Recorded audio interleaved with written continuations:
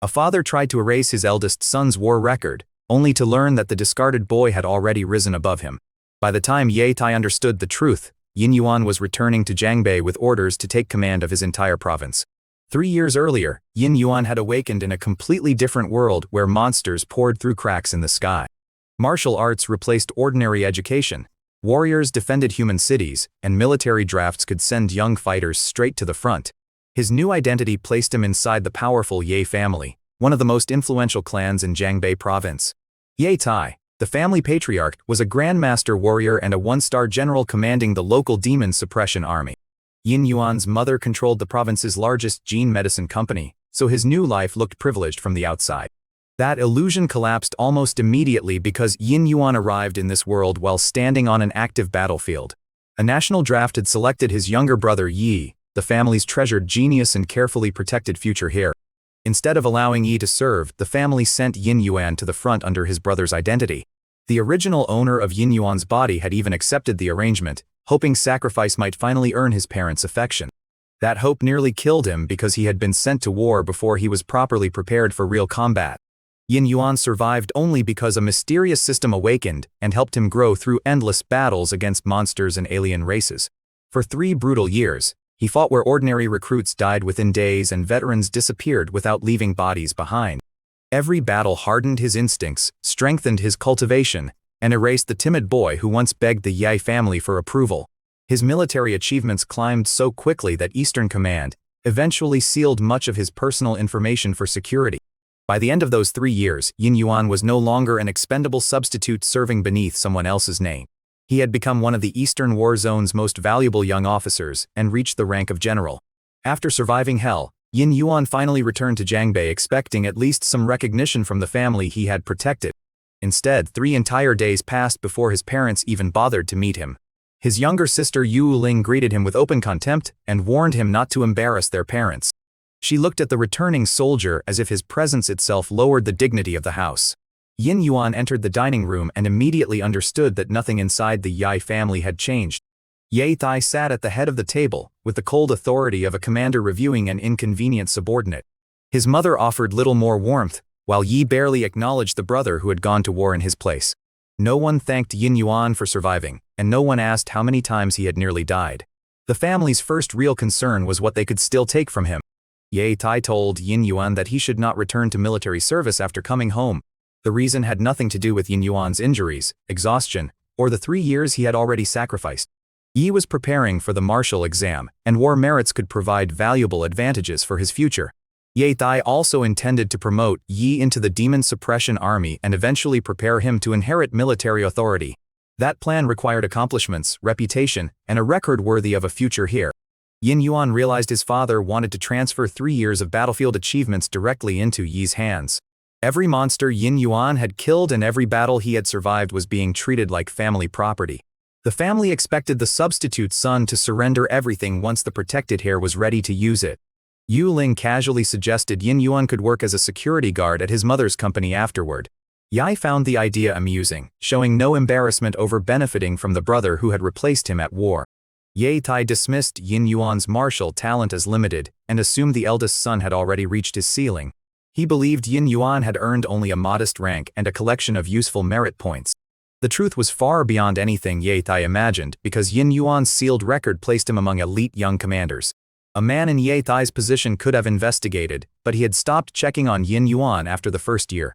The failure was not caused by military secrecy alone, it came from complete lack of interest. Yin Yuan refused to surrender his merits, and the simple rejection stunned everyone at the table. He reminded them that he had already gone to war in Yi's place for 3 years. That sacrifice had been more than enough, and Yi's future no longer had anything to do with him. Ye Tai had spent decades being obeyed across Jiangbei, so hearing refusal from his own son shattered his patience. Instead of reconsidering, he revealed the ugliest truth in the entire family arrangement. Years earlier, Ye Tai had brought Yin Yuan back from the old city district for one specific purpose. He had always intended the eldest son to become a stepping stone for Yi. Every meal, every roof, and every resource given to Yin Yuan was now presented as a debt waiting to be collected. The family had never planned to treat his sacrifices as his own achievements. For the first time, Yin Yuan understood that the affection he had chased inside that mansion had never truly existed. The realization hurt, but it also released the emotional burden carried by the original owner of his body. Rejection became easier to accept once Yin Yuan understood that the Ye family had never considered him equal to their real heir. Ye Thai continued using the old city rescue as leverage and insisted that Yin Yuan owed everything to the family. He promised that Yi might treat him well someday if he cooperated and surrendered the military merits. Yin Yuan turned toward his mother, hoping for one final sign that she saw him as her son. She admitted the situation was unfair, yet still supported transferring the achievements to Yi. Her only answer was that the family would compensate Yin Yuan afterward. 3 years of war had been reduced to a transaction whose price the people at the table expected to choose themselves. That was the moment Yin Yuan stopped asking the Ye family for anything. He also began to understand how carefully the original substitution had been planned from the start. The draft notice had fallen on Yi, but Yin Yuan had been sent under Yi's name. If Yin Yuan survived and earned merits, the family could simply restore Yi's identity and claim the rewards. If Yin Yuan died, the protected heir would remain safely at home. The entire arrangement had treated one son as expendable insurance for the other. What made the scheme almost absurd was how badly the family underestimated the scale of Yin Yuan's achievements. They thought they were stealing the record of an ordinary soldier with a few promotions. They had no idea they were trying to appropriate the career of a young general. Yin Yuan rose from the table and rejected the merits transfer one final time. He also rejected the Ye inheritance, the family position, and every promise attached to staying inside that house. From that day forward, he declared himself separate from the Ye family.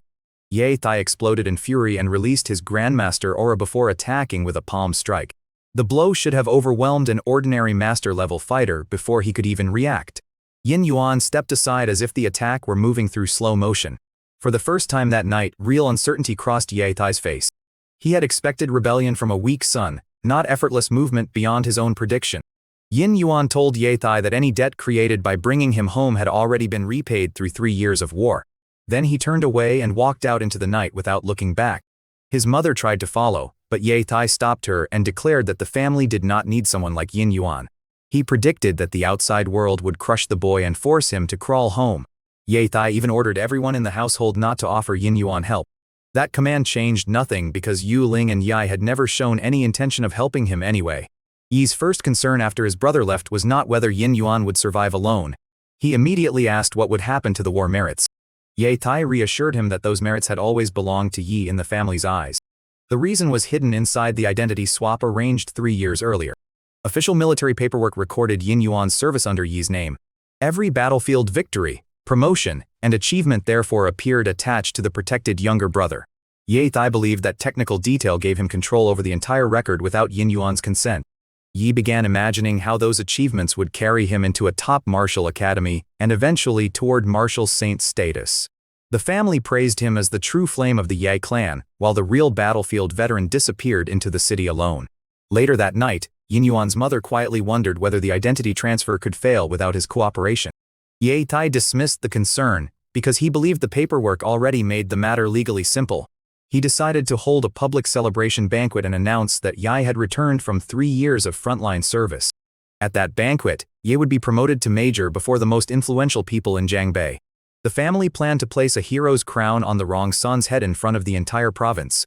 What they still did not understand was that Yin Yuan's military record had grown far too large to be transferred quietly. Eastern Command had classified Yin Yuan precisely because his battlefield rise was extraordinary, not because he was an anonymous recruit. Once outsiders began checking that sealed history, Ye Thai's perfect family scheme was destined to collide with military reality. Outside the mansion, Yin Yuan finally had space to examine what 3 years of war had done to his body. His system showed a 22-year-old Grandmaster carrying more than 6 million military merit points. That number alone exposed how laughably small Ye Thai's estimate of his accomplishments had been. Yet the system also revealed a serious problem that family drama could not solve. Yin Yuan's qi and blood were declining because an alien toxin still remained near his heart. The poison had entered his body during a major battle involving creatures that came through spatial cracks. Ordinary toxins barely affected high-level martial artists, but this substance slowly eroded even Grandmaster-level vitality. Without treatment, Yin Yuan risked losing his chance to reach the true dragon realm. If the condition worsened, he could even fall back to the ordinary master level. Recovery had been one reason he returned home, but the Ye family had offered him nothing except another demand. A phone call from General He Ding-jun changed the direction of his night. General He commanded the Eastern War Zone and had personally watched Yin Yuan grow through years of combat. Unlike the Ye family, Eastern Command knew exactly how valuable the young officer had become. General, he had already located a respected medical clan in Jiangbei that might be able to remove the alien poison. The Jiang family had saved powerful warriors before and carried enormous influence among martial artists.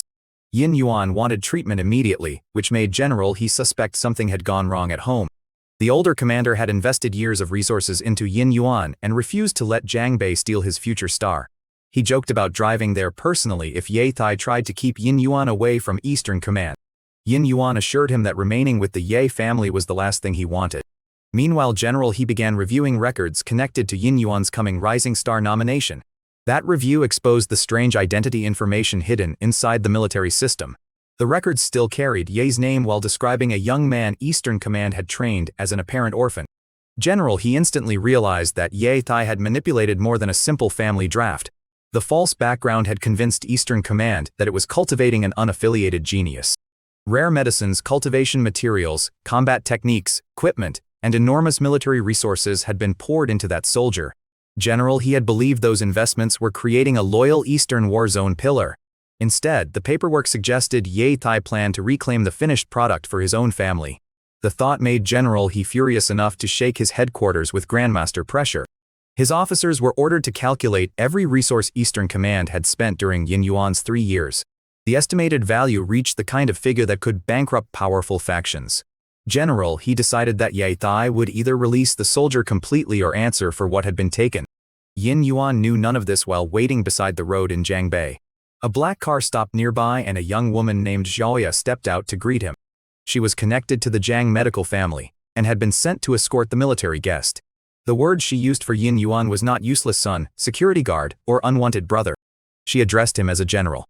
That simple title marked the difference between the world that knew his achievements and the family that ignored them. Xiaoya was visibly surprised by how young the famous officer looked. She drove him to the Jiang family estate, where a retired Grandmaster physician had agreed to examine him. The estate offered something the Ye mansion had failed to provide from the moment he returned. It was quiet, respectful, and free of demands for his military record. Yin Yuan slept peacefully for the first time since coming back to Jiangbei. By morning, however, the entire city was already talking about the Ye family's coming celebration. Public announcements claimed that Ye had returned after 3 heroic years on the border. The family also planned to promote him to major during the banquet. Ordinary citizens accepted the story because nothing in public records clearly contradicted it. Governor Li Weining read the news and considered a promotion after 3 years of service plausible. At Eastern Command, General he reacted very differently. He knew the soldier behind Ye's military record was already far above the rank of major. To him, the banquet looked like a public demotion disguised as a celebration. General he could not understand how Ye Thai knew so little about the son who had supposedly served under his authority. Even classified records could not excuse 3 years of complete parental disinterest. While that anger grew elsewhere, Yin Yuan finally met Old Man Jiang at the medical estate. The elderly physician carried enormous prestige because skilled healers were rarer than powerful fighters. Even a military general like Ye Thai could not casually pressure a clan that had saved so many grandmasters. Old Man Jiang examined Yin Yuan's pulse and then studied the scars covering his upper body. Near Yin Yuan's heart, a palm-sized wound still leaked traces of black poisonous mist. The physician admitted that another small shift in the injury could have made treatment impossible. Fortunately, the poison had not fully reached the heart. Old Man Jiang believed he could cure it, although the process would require time and specialized medicine. Yin Yuan immediately offered to pay whatever treatment cost the doctor considered fair. The old physician had something more strategic than money in mind. The Jiang family depended heavily on goodwill from stronger warriors for long-term protection. Old Man Jiang saw a young general with martial saint potential as a far more valuable connection than ordinary payment. He therefore proposed turning that connection into family. His granddaughter studied at the Holy Martial Academy in the capital and was close to Yin Yuan's age. Old Man Jiang suggested that Yin Yuan consider becoming his grandson-in-law. The battlefield general suddenly found marriage negotiations more difficult than fighting monsters. He tried to explain that a rough soldier who spent years killing alien creatures was hardly ideal husband material. When that failed, Yin Yuan remembered an old arranged engagement attached to his original identity. He told Old Man Jiang that he was already promised to someone else. The excuse was true enough because the previous family had arranged a match years earlier. Old Man Jiang reluctantly accepted the obstacle and promised to treat Yin Yuan anyway. For a brief moment, Yin Yuan thought the matchmaking problem had disappeared. Then a servant announced that Su Yuhan had arrived asking specifically for Yin Yuan. She was the woman connected to that old engagement.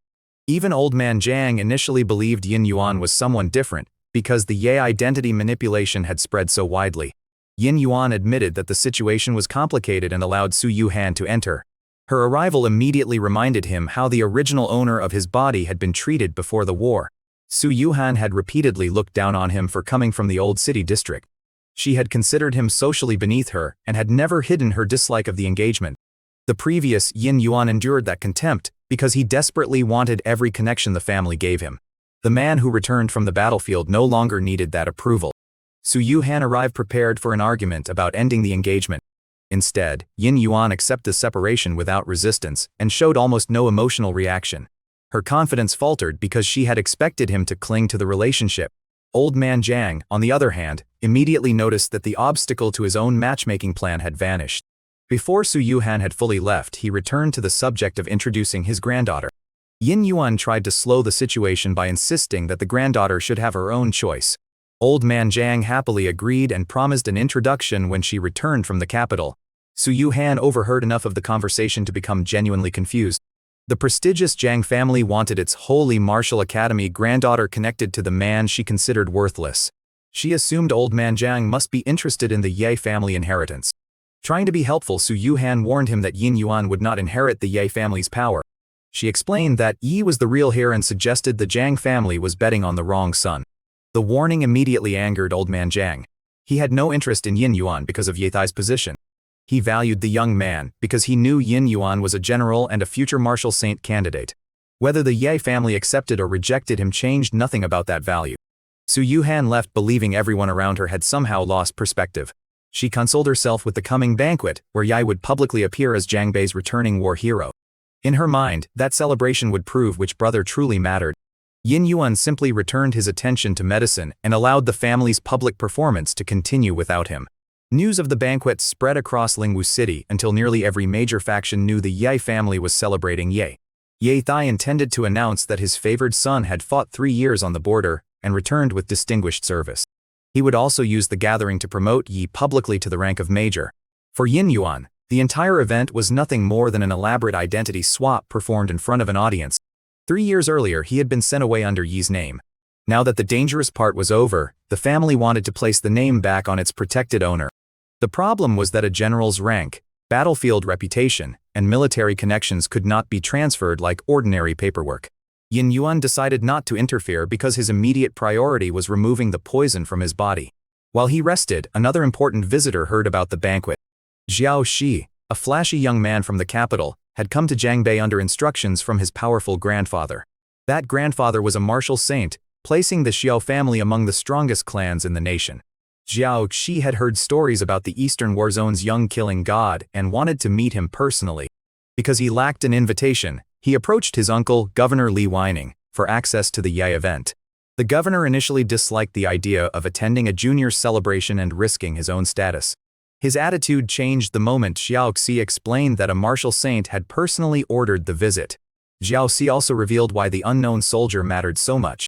The Eastern War Zone considered the young general a future martial saint candidate.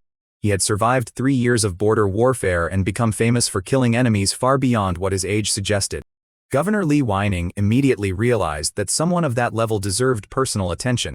Together they went to the Ye estate, where luxury vehicles already filled the grounds. Military officers, wealthy clan leaders, academy contacts, and political figures packed the banquet hall. Ye Thai stood before them and presented himself as a patriotic father who had bravely sent his own son to war. The guests respected the sacrifice because they believed the son being praised was the same son who had actually fought. No one in the room knew that the protected heir had remained home while Yin Yuan served in his place. Ye Thai then announced Yi's promotion to major and invited the crowd to witness the family's rising star. Ye accepted the attention with carefully managed humility, while enjoying every second of borrowed glory. Yu Ling celebrated him proudly and treated the promotion as proof that her favored brother was extraordinary. The family's confidence rose even higher when a servant announced the unexpected arrival of Governor Li Weining. Ye Thai and the governor were comparable regional powers, so the visit carried enormous symbolic weight. Then the guests noticed Xiao Xi beside him and recognized the surname connected to a martial saint family. The room immediately assumed that an even greater power had come specifically because of Ye. Ye Tai accepted the attention as confirmation that his plan was succeeding. Xiao Xi respectfully praised the father who had supposedly sent his son to defend the border. Every compliment deepened the irony, as the sacrifice being praised had never involved Yi. Xiao Xi then asked to meet the returning war hero. Yi stepped forward without hesitation and identified himself as the soldier everyone had come to see. The young capital visitor studied him and instantly felt that something was wrong. The legendary border-killing god was supposed to carry the pressure of someone shaped by years of real combat. Yi looked polished, comfortable, and completely untouched by the life Xiao Xi had heard described. Still, Ye Tai confirmed the identity, leaving Xiao Xi uncertain whether his information had been wrong. Governor Li Weining felt the same discomfort but initially remained silent. Yi believed the important guests had come because his martial talent had reached the capital. His confidence grew until another arrival changed the atmosphere completely. General He Dingjun entered the Ye estate in full military uniform and demanded to know where Yi was. The entire hall froze because an Eastern War Zone commander had now appeared at the same celebration. Yi stepped forward again, expecting another powerful man to recognize his supposed service. General He looked at him and immediately knew he was not the soldier Eastern Command had trained. The difference was too extreme to mistake. The Yi known by General He was a grandmaster, a battlefield monster, and one of the strongest young officers in the nation. The young man standing before him had none of that presence. General He then noticed something even more astonishing. Ye Tai was not pretending to misunderstand the situation. He genuinely had no idea what Yin Yuan had become during those 3 years. That realization transformed General He's anger into strategy. Instead of exposing the truth immediately, he suddenly acted friendly and allowed the banquet's mistake to continue. He even questioned why such a heroic soldier had been promoted only to major. Yi interpreted the comment as support and modestly accepted the lower rank. General He silently watched the boy claim a military career he could not possibly understand. Then he asked Ye Tai about the family's other son. The question shifted the entire room's attention toward the missing Yin Yuan. Ye Tai coldly explained that the ungrateful eldest son had left and cut all ties with the family. General He hid his satisfaction behind a neutral expression. The military genius he had spent 3 years cultivating was now, by Ye Tai's own declaration, a free agent. Eastern Command no longer had to worry about the Ye family reclaiming him as an heir. General He ended the conversation without revealing anything and left the banquet. Most guests could not understand why an Eastern commander had arrived angry and departed so calmly. Xiao Xi understood enough to become suspicious. He followed General He outside and asked directly whether the young man inside was really the famous soldier. General He confirmed that Yi was not the person Eastern Command knew. He also revealed that Ye Tai had somehow driven a future Marshal Saint candidate out of his own house. Xiao Xi finally understood why every detail inside the banquet felt wrong. The war hero he had traveled to meet was somewhere else in Jiangbei. General He had no intention of correcting Ye Tai because the father's mistake benefited Eastern Command. He explained that there was no reason to hand valuable information back to a man who had voluntarily discarded his best asset. The logic impressed Xiao Xi even while the family situation shocked him. Inside the hall, Yi remained unaware that the most important visitors had already realized something was wrong. He sat near Su Yuhan and treated the capital connection as proof of his growing reputation. Su Yuhan believed his confidence and assumed the Xiao family had come to scout him. Xiao Xi soon returned only long enough to speak privately with Governor Li Weining. After hearing the truth, the governor's attitude toward the banquet cooled immediately. The two men announced that urgent business required them to leave. Yi tried to call Xiao Xi back with the familiarity of someone who believed a powerful friendship had already formed. Xiao Xi rejected the connection in front of everyone and warned Yi not to misuse his name. The sudden reversal left Yi stunned. Minutes earlier, he had been surrounded by people treating him like Jiangbei's brightest young hero. Now the Marshal Saint descendant who supposedly came for him wanted nothing to do with him. Governor Li Weining left without offering the family any explanation. Other guests began sensing that the celebration was not what it appeared to be. The banquet that was supposed to establish Yi's glory ended with more confusion than prestige. Across town, Yin Yuan remained at the Jiang estate, calmly taking medicine while his old family celebrated the wrong man. Old man Jiang examined Yin Yuan again, and found the poisoned wound closing faster than expected. The physician recognized that Yin Yuan had already refined his body to the rare golden skin jadebone stage. He also realized the creature that caused the wound had approached Marshal Saint territory. That made Yin Yuan's survival, and the fact he had killed it, far more impressive than the Yai family imagined. A servant then announced the arrival of General He Dingjun at the medical estate.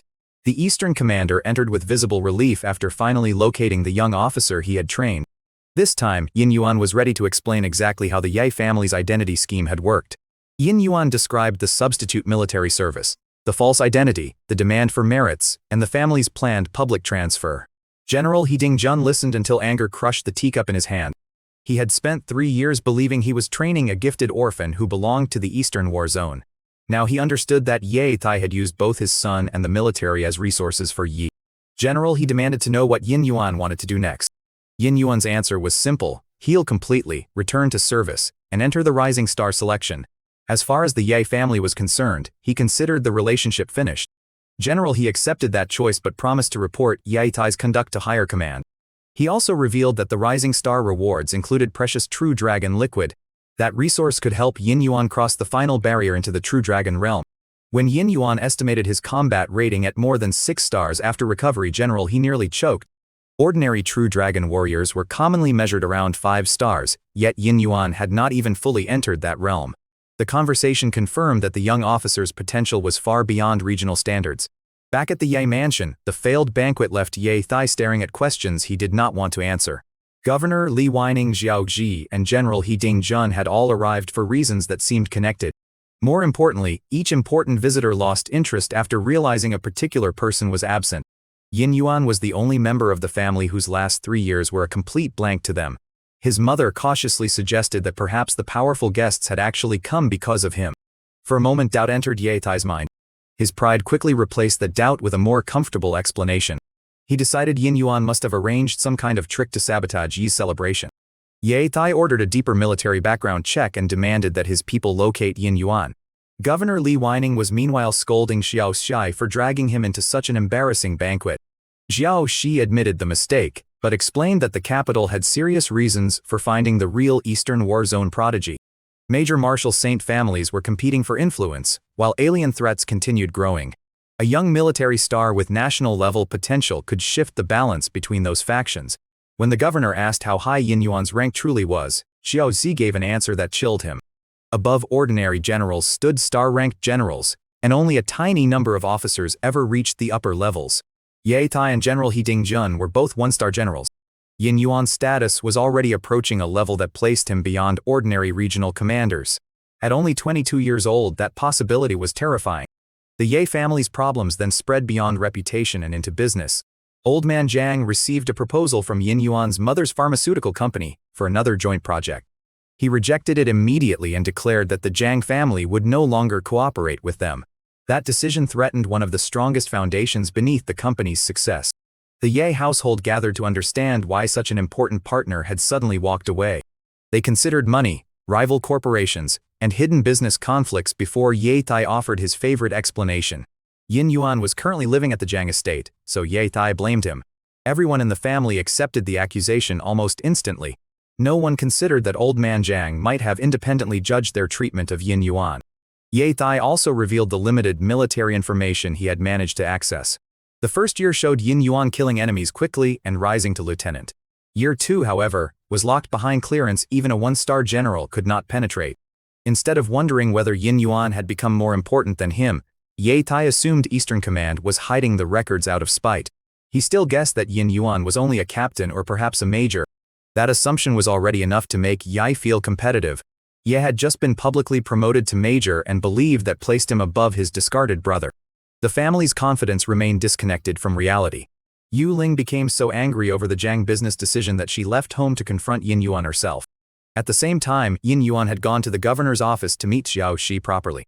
The contrast between the real soldier and Ye became obvious the moment Xiao Xi saw him. Yin Yuan carried the straight posture, controlled expression, and quiet killing intent of someone shaped by the battlefield. Governor Li Weining treated him with extraordinary respect. Even Xiao Xi abandoned his usual arrogance and spoke to the young general seriously. He explained the political struggle in the capital and asked Yin Yuan to consider supporting greater unity. Yin Yuan refused to involve the military casually in political conflicts.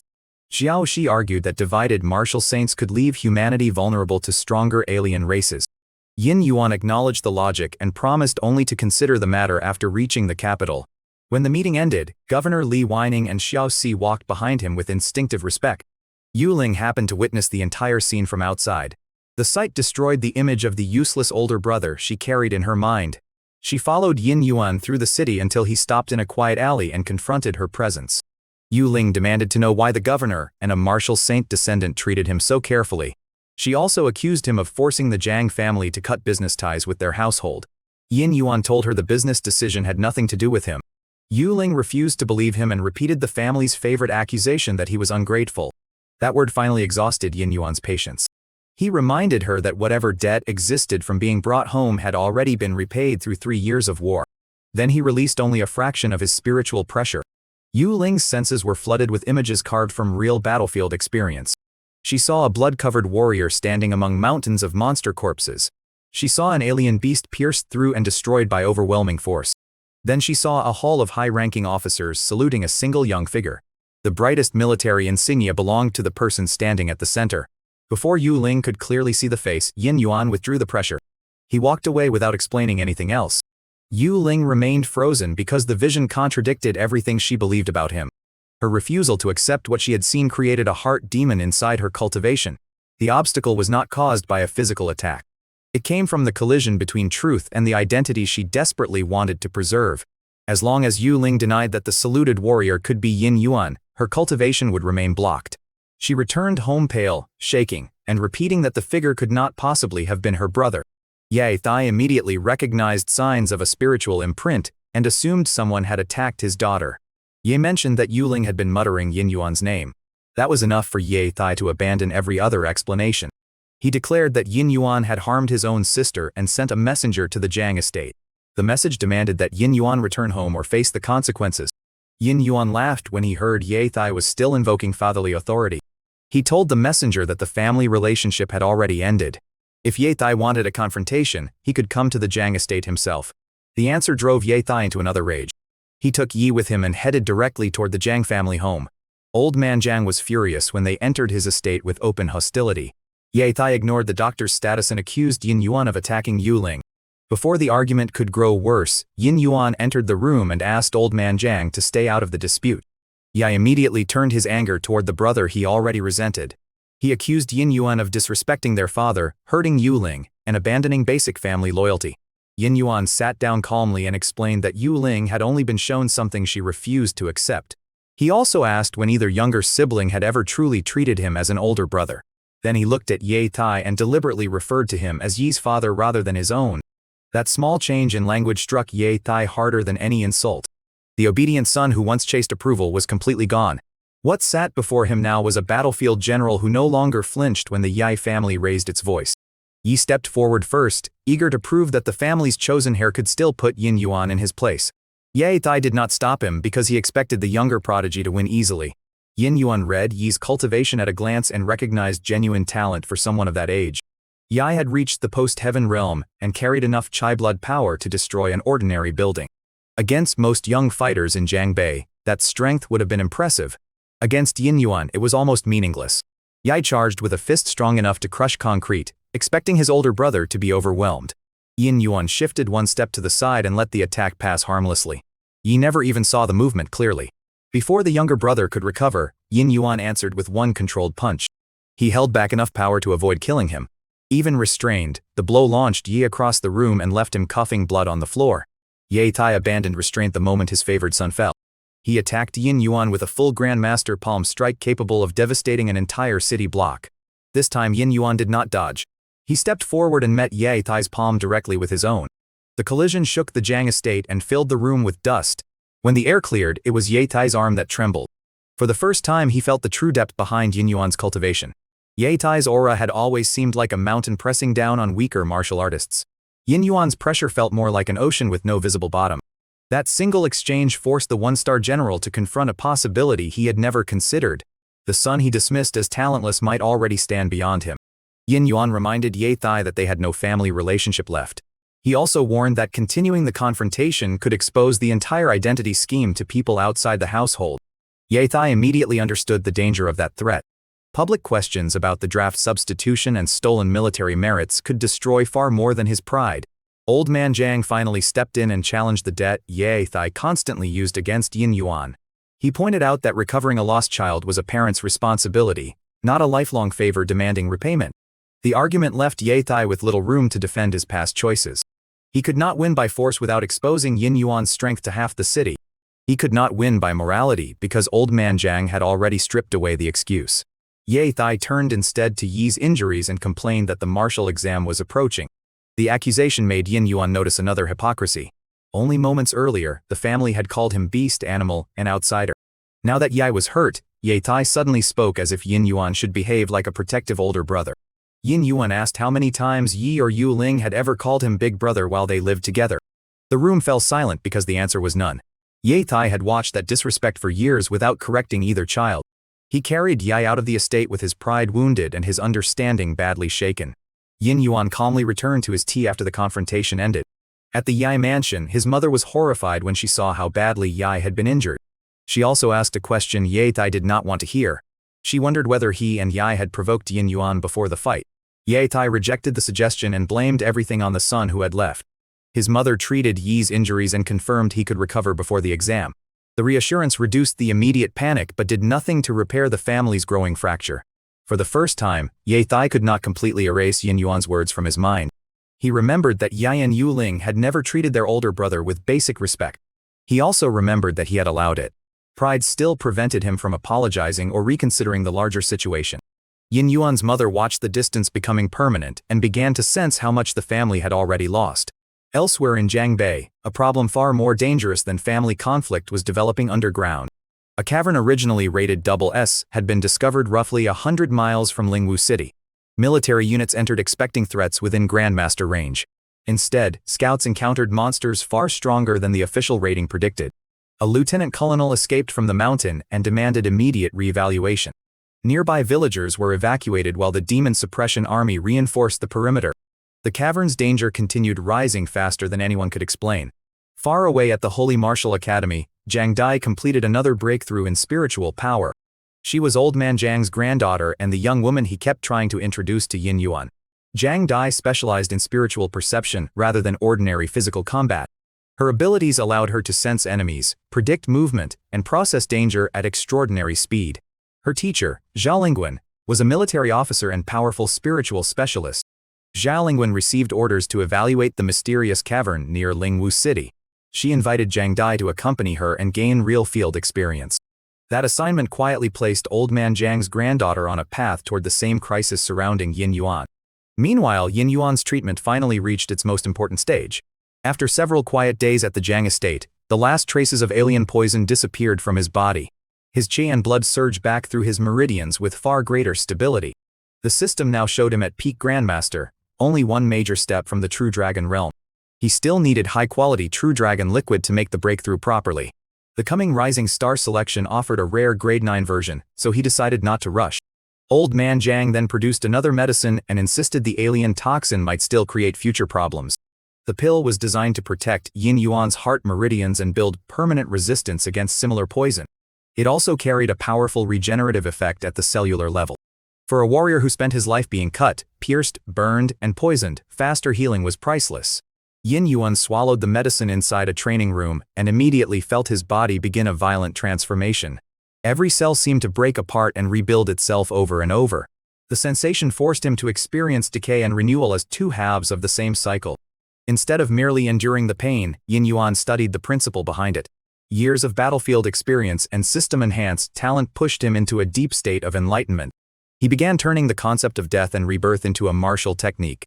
When the transformation ended, multiple elemental forces swirled around his body.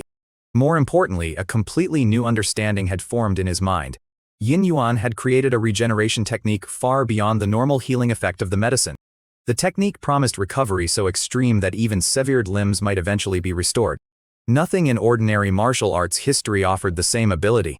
Yin Yuan considered testing it dramatically, then decided sacrificing a finger would be a foolish experiment.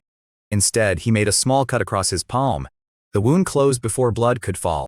When he deliberately activated the new regeneration technique, even the trace of injury vanished. Old man Jiang had intended to give him extra protection against one alien poison. Without realizing it, the physician had helped Yin Yuan create one of the most abnormal defensive abilities in the world. Yin Yuan kept that discovery to himself and prepared mentally for his return to military life. Old man Jiang only noticed how quickly the medicine had been absorbed and praised Yin Yuan's extraordinary physique. Yin Yuan decided the doctor did not need to know that his patient had just learned how to erase wounds in seconds. Just as Yin Yuan considered leaving Jiangbei, old man Jiang announced that his granddaughter was returning home. The old physician clearly intended to collect on the matchmaking conversation before his patient escaped. Yin Yuan felt indebted after the treatment and agreed to remain a little longer. At the same time, the underground cavern became increasingly unstable. More monsters emerged, forcing the military to seal the surrounding mountain range with additional troops. Zhao Lingguan arrived by helicopter with Jiang Dai and joined the investigation. The ground commander was Su Qinlong, a lieutenant colonel responsible for the vanguard unit. He was also Su Yuhan's older brother, linking another branch of Yin Yuan's past to the same crisis.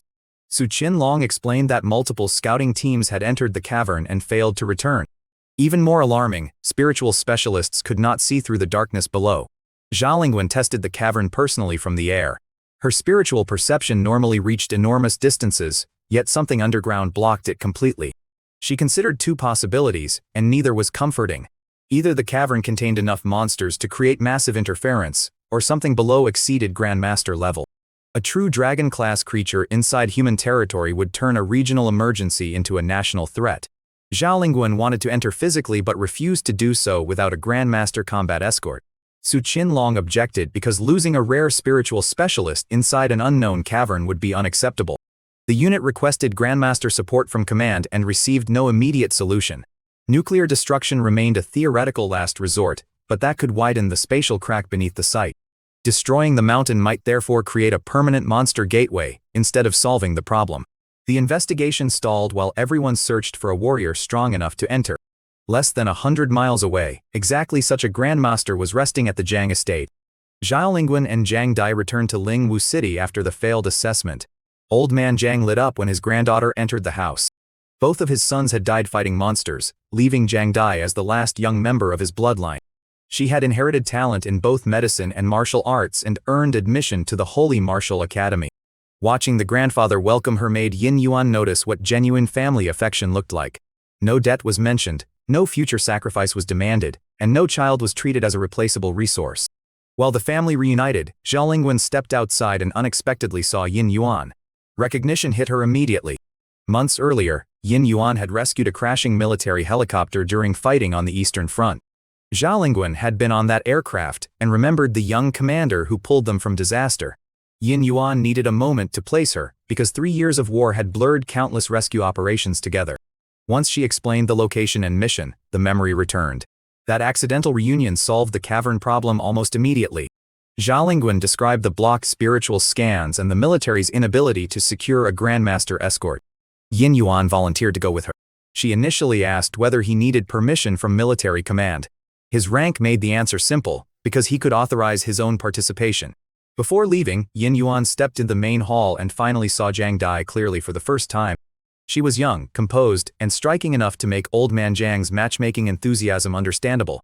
Their eyes met briefly before Yin Yuan explained that an urgent military matter required him to leave.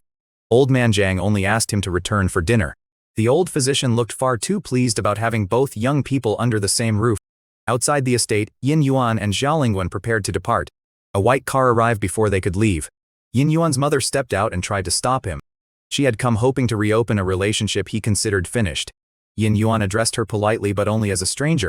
He explained that there was no reason for anger because, in his mind, they no longer had a relationship. The absence of resentment hurt more than any shouted accusation could have. Anger would have meant emotional attachment still existed. Indifference showed that Yin Yuan had already released the bond completely. His mother watched him walk away and finally understood that this was not a temporary family argument. Her eldest son had stopped seeing her as his mother. Zhao Lingguan witnessed the exchange but respectfully avoided asking questions. On the road, Yin Yuan instead asked about the young woman he had just seen at the Jiang estate. Learning that she was old man Jiang's granddaughter immediately clarified the matchmaking situation. Yin Yuan assumed a Holy Martial Academy prodigy would have little interest in a battlefield soldier like him. He considered that possibility an easy escape from the arrangement. Zhao Lingguan found it amusing that the fearless general looked more uncertain about a girl than a monster cavern. When they reached the military camp, Su Qinlong had just received confirmation that Grandmaster support was denied. Zhao Lingguan introduced Yin Yuan only as a commanding officer from military headquarters. Su Qinlong noticed how young he looked but also saw a brigadier general treating him as a superior. That was enough to stop unnecessary questions. A helicopter carried Yin Yuan and Zhao Lingwen toward the cavern entrance. Even from the air, Yin Yuan could feel multiple dangerous auras below. The threat had clearly exceeded its original double S classification. Instead of waiting for a careful landing, Yin Yuan took Zhao Lingwen with him and jumped directly into the pit. Soldiers in the helicopter stared as the two figures disappeared into darkness. They landed on an upper level surrounded by weaker alien creatures. Yin Yuan burned through them without slowing down. Zhao Lingwen attempted another spiritual scan and found the interference still too strong. They moved deeper, passing level after level while the monsters steadily increased in power. By the 20th level, dozens of masterclass creatures waited in the darkness. Yin Yuan cut through the group with a single sweeping attack wrapped in fire. His system began rewarding each kill with cultivation resources, techniques, and strengthening materials. Most drops were useful to ordinary warriors but no longer impressive to someone at his level. Yin Yuan wanted the deeper rewards that could come only from stronger enemies. Zhao Lingwen finally managed to push her spiritual perception farther down. She detected Grandmaster creatures around the 30th level. That discovery meant the lowest layers almost certainly contained something even more dangerous. Yin Yuan continued descending while clearing every monster blocking their path. At level 30, the surrounding beasts were Grandmaster class. He fought through them while Zhao Lingwen focused entirely on sensing what waited below. Her expression changed when she detected concentrated spiritual power near level 40. Normal corrupted beasts did not possess intelligent spiritual abilities. Something beneath them was thinking, planning, and actively interfering with outside perception. That suggested an actual alien life form from beyond the spatial cracks rather than an ordinary monster. Such creatures were not supposed to exist this deep inside human territory. Zhao Lingwen concluded that the cavern had exceeded even triple S danger. She urged immediate retreat before whatever controlled the lower levels could react. Yin Yuan had barely considered the options when the cavern itself exploded upward. A gigantic shadow tore through the floor beneath them. The creature resembled a monstrous whale large enough to swallow both people and the surrounding stone. Every beast in the cavern suddenly went berserk as the hidden controller called them into motion. Yin Yuan immediately prioritized Zhao Lingwen's survival. He launched her upward with wind and a powerful palm strike toward the collapsing exit. A moment later, the giant creature closed its jaws around Yin Yuan and dragged him toward the deepest levels. To the soldiers above, the young commanding officer had vanished inside a cavern already rated beyond anything their rescue teams could handle. Zhao Lingwen escaped the collapsing pit by grabbing the helicopter and ordered an immediate return to the military camp. Her report identified the cavern as beyond triple S and confirmed that a high-ranking officer remained trapped inside. The rescue request moved rapidly through the chain of command because Jiang Bei's forces answered to Ye Tai. Ye Tai studied the satellite feed and asked whether anyone had confirmed the trapped officer's identity. No one had. From a purely military perspective, the rescue calculation looked terrible. Sending several grandmasters into an unstable cavern to recover one unknown officer could multiply the casualties. Ye Tai chose not to launch a major rescue operation. Deep below the mountain, Yin Yuan was being dragged through the stomach of a creature large enough to swallow buildings. The situation would have terrified most martial artists. Yin Yuan had peak Grandmaster power, years of frontline experience, multiple Grandmaster techniques, and his new regeneration ability. To him, being swallowed simply meant the battlefield had moved. The irony was impossible to miss even though he did not yet know the decision being made above.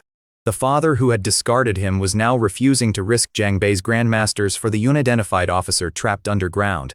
Zhao Lingwen understood the military logic but still refused to accept the loss. She knew exactly who had disappeared into the cavern and what his death would mean to the Eastern War Zone. A true dragon-level rescue specialist might reach Jiang Bei only after hours of travel. The cavern could kill Yin Yuan long before that help arrived. Then an unexpected visitor reached the restricted camp. Yin Yuan's mother had followed his movements after seeing him leave the Jiang estate. When emergency alerts announced the cavern eruption, she came searching for him. Su Qinlong initially assumed she meant Yi. She corrected him and asked for Yin Yuan. That name forced the lieutenant colonel to connect several details at once. The awkward old city boy he remembered from the Yi household was the commanding officer Zhao Lingwen had taken underground. A brigadier general had called that man Sir. Yin Yuan's mother rushed to Zhao Lingwen and demanded to know where her son was. When she learned he remained trapped inside the cavern, her face lost all color. Zhao Lingwen saw one possible advantage in the family connection. If Ye Tai understood that his own son was below, perhaps the peak grandmaster would join the rescue personally. Yin Yuan's mother contacted her husband through the military communications room. She asked him to come as a father rather than commit official military forces. Ye Tai refused. He said military orders had already been issued and would not change. Then he delivered the sentence that finally destroyed his wife's remaining excuses. Ye Thai declared that he had only one son, and that son's name was Yi. The call ended. Yin Yuan's mother stood frozen with the receiver still in her hand. She could no longer pretend the cruelty at the family dinner had been temporary anger. Ye Thai truly meant that Yin Yuan existed only when the family needed something from him. She also had to confront her own role in that system. Years earlier, the family had found Yin Yuan after losing him during a monster disaster. Instead of rebuilding the relationship, they eventually used him to protect Yi from the draft. She had watched the substitution happen and never stopped it. She had watched 3 years pass without demanding real news about the son sent to war. She had even sat at the dinner table while Ye Thai demanded his merits for Yi. Now the same son was buried beneath a monster cavern and his father openly denied him. Far below, Yin Yuan knew none of this. He cut through the giant creature from inside its body, exploiting the softness beneath its armored hide. The beast screamed as Yin Yuan carved his free. He landed around the lower 30s and immediately felt the spiritual pressure increasing beneath him. Most of the nearby Grandmaster creatures no longer interested him. His system rewarded stronger kills with stronger resources, so Yin Yuan continued toward the real threat. Near the 40th level, the cavern changed dramatically. Pools of glowing mithril-like liquid covered the ground and disrupted spiritual perception. That material explained why outside specialists had been unable to scan the deepest layers. Then a humanoid figure wrapped in black material emerged from the shadows. Green light burned where its eyes should have been. Yin Yuan recognized a corpse tribe alien, a spiritual parasite capable of controlling dead bodies as vessels. Destroying an ordinary body would not necessarily kill such a creature. This particular alien had reached true dragon level. It also recognized Yin Yuan. The creature revealed that another alien faction had poisoned him on the battlefield and expected him to die within a month. That confession finally exposed the source of the toxin Old Man Jiang had removed. Yin Yuan now stood face to face with an enemy connected directly to the attempt on his life.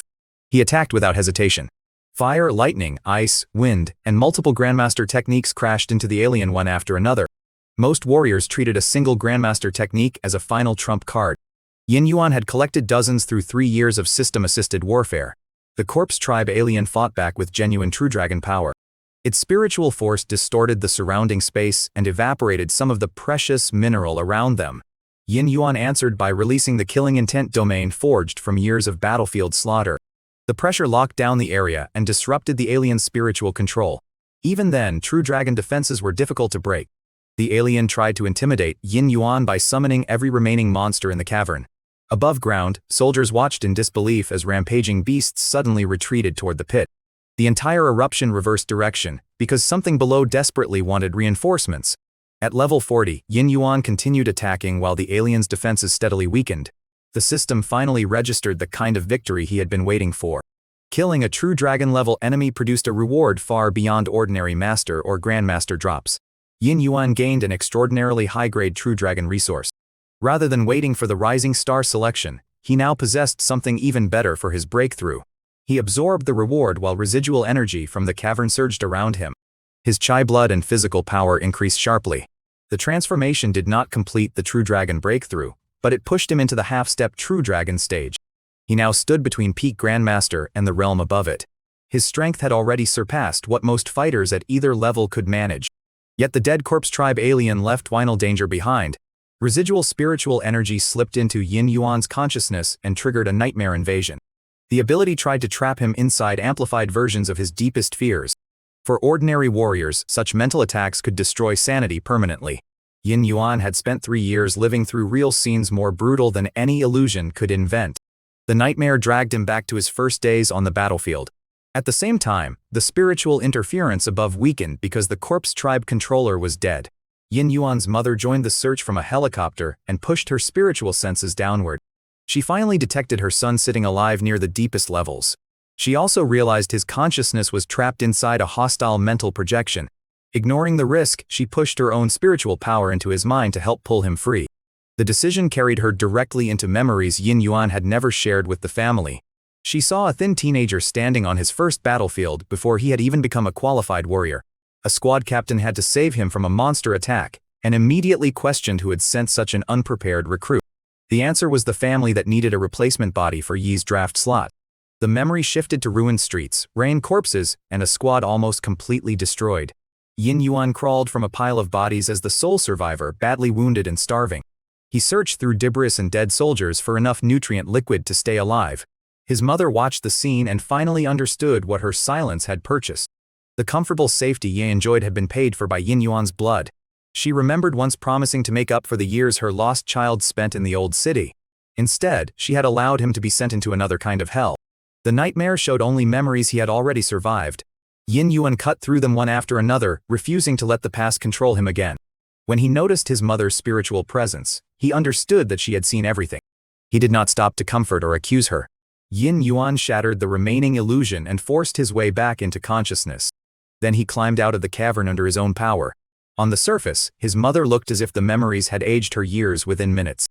Xiaolingguan immediately checked Yin Yuan for injuries and relaxed only after confirming he was stable. Su Qinlong watched the young commander with a completely different expression. He had finally realized that Yin Yuan was connected to his own sister through the old arranged engagement. In Su Qinlong's mind, that meant the legendary officer might still become his future brother-in-law. That evening, the lieutenant colonel returned home and excitedly told the Su family what he had witnessed. He explained that a brigadier general from the capital treated Yin Yuan as a superior. He also described Yin Yuan entering a beyond Triple S cavern and walking back out alive. Su Yuhan's father initially thought his son had confused Yin Yuan with someone else. The Ye family had just thrown Yin Yuan away, so such status sounded impossible. Su Qinlong insisted that there was no mistake. His father quickly understood that a man addressed as Sir by a brigadier general had to hold extraordinary rank. At only 22, such a military career suggested future martial saint potential. The Su family's attitude changed instantly. They began imagining how much influence a son-in-law like Yin Yuan could bring them. Then Su Yuhan admitted that she had already ended the engagement. The room fell silent. Her father and brother stared at her as if she had casually discarded a national treasure. Su Yuhan explained that Yin Yuan had been removed from the Ye family, so she believed the engagement had no future. That reasoning now sounded disastrous. Her father feared that offending a young military commander could damage the entire family's prospects. He ordered Su Yuhan to apologize, even if rebuilding the engagement was impossible. Back at the Yai mansion, Yin Yuan's mother sat alone with the battlefield memories she could no longer deny. She had seen the unprepared teenager sent into combat. She had seen him crawl through bodies, wounded and starving. Every excuse she had made for the family's choices now looked empty. Ye Tai returned home and treated her distress as another emotional overreaction. He still insisted that Yin Yuan was arrogant, rebellious and destined to fail without family support. He blamed the break with the Zhang family, the injuries to Yi, and Yuling's heart demon on the same son. His wife listened and began seeing her husband differently. She also saw herself differently because she had supported him for years. The guilt came too late to change what Yin Yuan had already decided. Elsewhere in the Zhang estate, Xiaolingguan learned about old man Zhang's matchmaking plan. She had arrived prepared to protect Zhang Dai from an unsuitable candidate. The moment she discovered the candidate was Yin Yuan, her position reversed completely.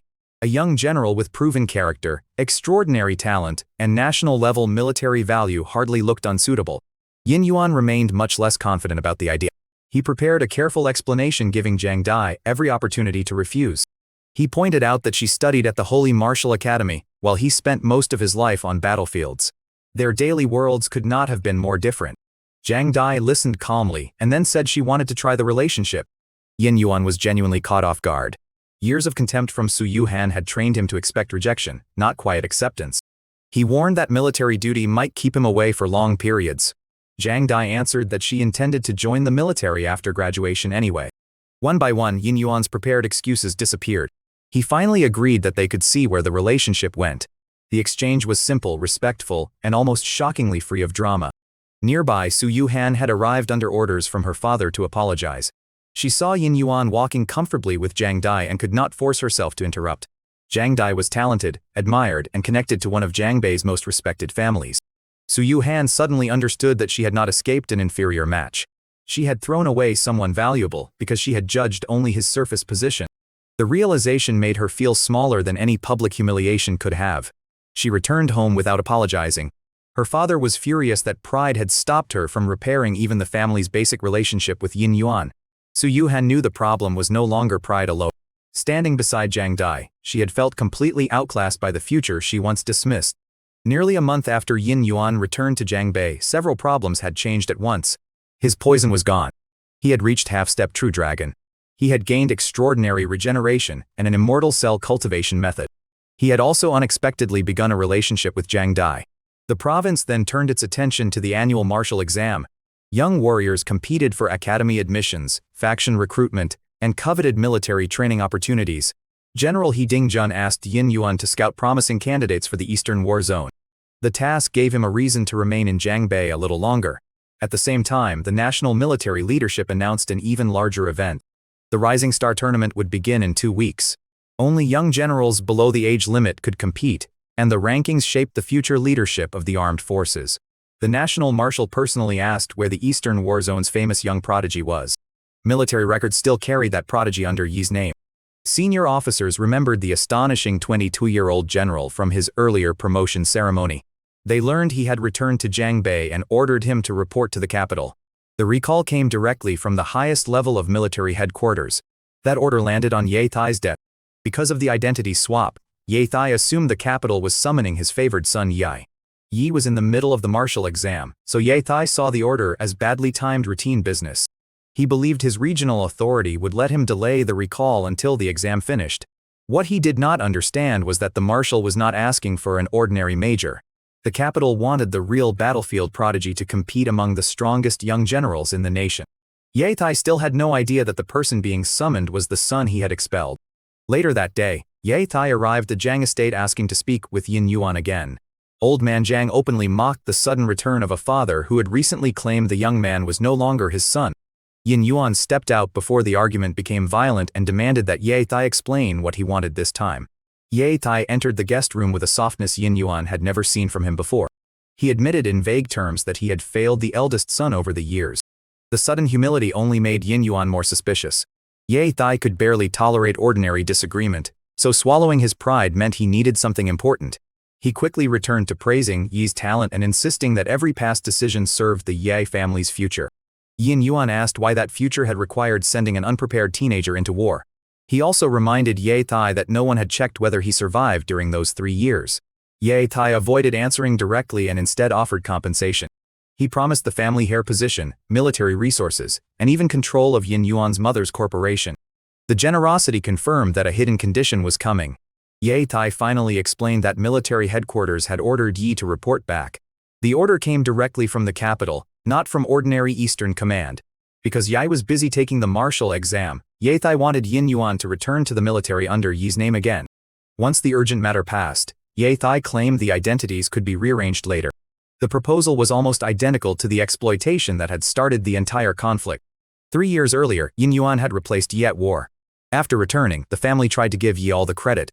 Now that the military wanted the decorated soldier again, they wanted Yin Yuan to become the substitute a second time.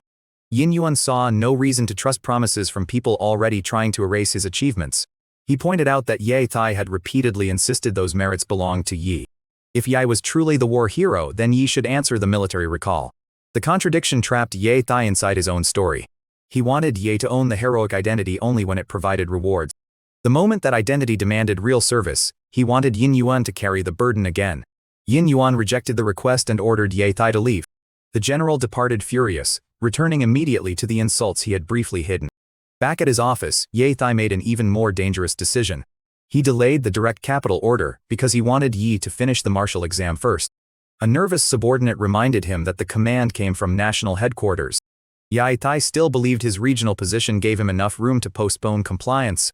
General He Dingjun learned about the delay and could hardly believe it. From his perspective, Ye Thai was suppressing a martial-level order for the sake of a school examination. General He also understood the larger plan. If Ye Thai completed the identity swap, he could send the real Yi back later and attach Yin Yuan's military career permanently to him. Rather than fight the delay, General He decided Eastern Command could contact Yin Yuan directly. Meanwhile, Yin Yuan carried out the scouting assignment he had already accepted. He went to the governor's office to inspect statistics on local martial exam candidates. Governor Li Weining personally welcomed him with a level of respect that shocked every recruiter in the room. Representatives from martial academies, fighting schools, alliances and military programs watched the exchange closely. Yin Yuan reviewed the talent list and selected several students worth evaluating for Eastern Command. The governor memorized the names and promised to arrange the next step. After Yin Yuan left, the recruiters immediately demanded to know who the young visitor was. Governor Li Weining explained that he came from the military. More specifically, he was the prodigy who had exploded onto the Eastern War Zone's battlefield 3 years earlier. Many in the martial world had assumed that genius died after his information suddenly vanished from public records. The room learned that he was not only alive, but had become a military commanding officer. Questions about his age and rank spread instantly. When the governor revealed his connection to the Yai family, people initially praised Ye Thai for producing 2 talented sons. Then Governor Li Weining mentioned that Ye Thai had recently expelled Yin Yuan from the family. The reaction changed from admiration to disbelief. No one could understand why a regional general would throw away a 22-year-old military prodigy. The situation became even stranger when recruiters compared names. The legendary soldier's military record still used Yai's identity. The real Yai was simultaneously sitting for a provincial martial exam as a young student. Rumors of the substitution began spreading through Jiangbei's upper circles. 2 different young men now appeared connected to the same military history. One had the battlefield presence and rank expected from those records. The other had never lived the life described inside them. The martial exam itself soon reached the recruitment stage. Students waited for lists from alliances, academies, and the prestigious military training camp. Ye cared most about the military option because it offered rank, resources, and immediate status. A teacher read the preliminary training camp candidates aloud. Name after name appeared, but Yi was missing. He stood up in disbelief because his scores and family reputation should have made him an obvious choice. The teacher could only explain that the list came from the governor's office. Yi did not know that Yin Yuan had personally reviewed potential military recruits. Yin Yuan had selected students based on who could survive the reality of military training. He had not chosen Yai. Part of the decision came from Yai's attitude and lack of real combat maturity. The training camp prepared soldiers for battlefields, not sheltered hares looking for prestige. Yin Yuan later gathered the selected candidates and explained exactly what the program offered. Graduates could earn money, medicine, techniques, military rank, and extraordinary training opportunities. Then he described the cost. Inside the camp, resources were earned through points and protection was never guaranteed. Candidates could be injured or killed if they could not handle the environment. Once formally accepted, they could not casually withdraw without consequences. The warning removed most of the students immediately. Only a small number remained willing to face the risk. Yin Yuan respected those who stayed because courage mattered as much as raw talent. After the briefing, Yai arrived furious. He accused Yin Yuan of abusing military authority to sabotage his future. Yi made the accusation loudly so nearby students could hear. The performance allowed him to present himself as a victim rather than an unqualified candidate.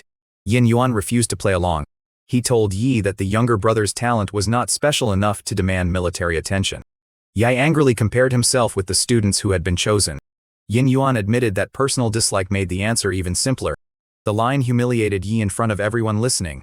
Yet Yin Yuan's real reasoning went deeper than family resentment. A spoiled recruit with no battlefield discipline could endanger both himself and an entire squad. Yai had spent years receiving rewards without carrying the risks that created them. The military training camp was exactly the wrong place for that mentality. Yi stormed away and immediately complained to Ye Tai. Ye Tai treated the rejection as another deliberate attack against his favored son. He promised that once the exam ended, he would complete the identity transfer and strip Yin Yuan of everything registered under Yi's name. In Ye Tai's mind, removing the paperwork would leave the eldest son with no rank, merit, or protection. He still did not understand that his own clearance could not even access the full career he planned to erase. Exam results then delivered another blow to the Yai family's expectations. Yai finished third in the province rather than taking the championship Ye Tai had predicted. The family blamed lingering injuries from his fight with Yin Yuan instead of questioning the image they had built around him. Ye Tai comforted Yi by insisting that third place was still more than enough for the Holy Martial Academy. Then the academy admission lists appeared. Yi's name was missing. The result shocked the entire household because his raw exam scores should have qualified him. Ye Tai drove to the governor's office and confronted the recruiters responsible for the delay. He demanded to know why his son had been excluded despite meeting the academic and combat requirements. The recruiters explained that the problem involved Yi's military merit bonus. His application claimed 3 years of Eastern War Zone service. Rumors now suggested that Yin Yuan had actually performed that service under Yi's name. No academy wanted to certify bonus points that might later be ruled fraudulent. At the same time, no recruiter wanted to accuse a one-star general's family without military proof. The safest choice was to delay admission until the identity discrepancy could be resolved. Ye Tai insisted the military records would prove Yai had served because the name on the file was indeed Yi. That confidence ignored the obvious human contradiction. The military record described a 22-year-old general who had become a national battlefield prodigy. The student applying to the academy was a 20-year-old young man with no genuine frontline experience. One version of Yai had killed enemies by the hundreds. The other had just finished third on a provincial school exam. The recruiters could not ignore that gap. Ye Tai left furious but remained convinced paperwork would eventually validate his plan. Yin Yuan knew little about the administrative chaos his existence had created. From his perspective, his responsibilities in Jiangbei were nearly finished. His poison was cured, his cultivation had advanced, and his scouting work was complete. He also had a direct reason to travel toward the capital. The Rising Star tournament was approaching, and military headquarters expected him there. Old man Jiang accepted the departure on one condition that pleased him greatly. Jiang Dai also needed to return to the Holy Martial Academy. The two young people could travel together. Yin Yuan agreed without objection. For the first time since coming home from war, the path ahead seemed straightforward. Late that night, the underground cavern destroyed that illusion. Military teams had been entering the site floor by floor to eliminate remaining monsters. Several squads suddenly stopped responding. Spiritual specialists detected no life signs from the deployed soldiers. Investigators discovered that the spatial crack at the bottom of the cavern was still active. New monsters were entering through it. The cavern had never truly been cleared. It had become a gateway for fresh alien forces gathering near Lingwu City. Su Qinlong immediately reported the escalation to Jiangbei Military Command. Ye Thai was awakened and rushed to headquarters. By morning, every major news channel warned citizens that the cavern had erupted again. Hundreds of Grandmaster-level beasts were believed to be moving through the lower layers. Authorities suspected preparations for a full-scale invasion. Citizens were told to remain ready for emergency evacuation. For 2 decades, people in Jiangbei had trusted Ye Thai as the region's military guardian. That reputation kept some civilians calm even as the reports worsened. Inside the command room, the situation looked far more dangerous. The spatial crack was still feeding monsters into the cavern. The existing garrison could not guarantee containment. Ye Tai ordered partial mobilization and pulled additional regiments toward the threatened zone. He planned a concentrated assault before the eruption could reach the city. The monsters moved faster than the reinforcements. The cavern burst open and waves of creatures slammed into defense lines. Ye Tai left headquarters and went personally to the frontline command camp. Governor Li Weining arrived and demanded an honest assessment. Ye Tai admitted that the situation might exceed his available forces. He told the governor to begin evacuation preparations. Whatever his failures as a father, he was not willing to hide the danger from civilians. Governor Li Weining almost suggested calling Yin Yuan. The young officer had already entered the cavern, killed its strongest known enemy, and understood the terrain better than anyone. But the governor knew Ye Tai's pride and stopped before saying the name. Yin Yuan had already started the road toward the capital with Jiang Dai when he saw the emergency reports. His military instincts told him the threat was serious. He also knew that Ye Tai commanded a provincial army and was officially responsible for the response. For years, Yin Yuan had been used as the invisible solution whenever the Yai family wanted benefits without paying costs. He refused to become that safety net again simply because his father had failed. Yin Yuan continued toward the capital. If Jiangbei truly needed outside help, the military system could send reinforcements through official channels. Behind him, the defense lines began collapsing. Ye Tai pulled units from neighboring sectors and even mobilized local martial organizations as emergency support.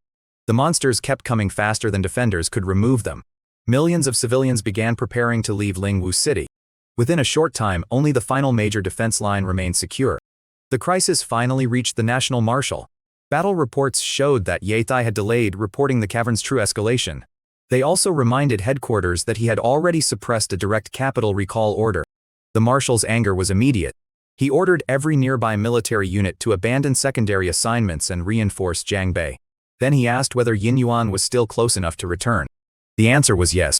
The marshal made a second decision that changed the entire balance of power in the province. Ye Tai was to be removed from command during the active battle. Yin Yuan was ordered to take over the defense of Jiangbei.